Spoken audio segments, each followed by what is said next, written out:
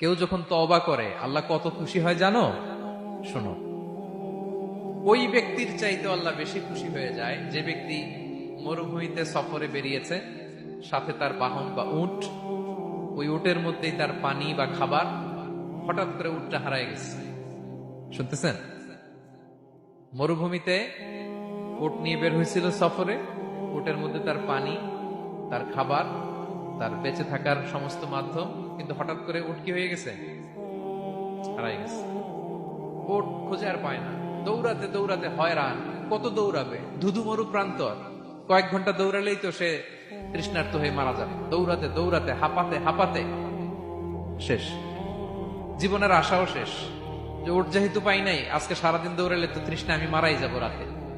তো জীবনের আশা ভরসা শেষ করে হাঁটতে হাঁটতে হাঁপাতে হাঁপাতে হঠাৎ একটা গাছের সন্ধান পেল। ওই গাছের নিচে যে এত ক্লান্ত, তৃষ্ণার্ত, হাঁপাতে হাঁপাতে ঘুমায় গেছে।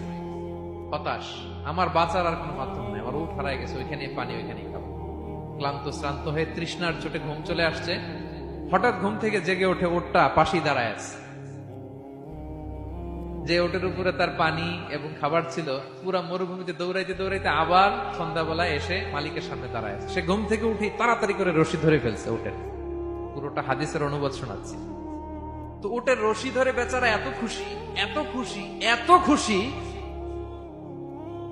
যে খুশির চোটে ও বলতে আরম্ভ করছে, আল্লাহুম্মা আনতা আবদি ওয়া আনা রাব্বুক। আল্লাহ, তুমি আমার গোলাম, আমি তোমার রব।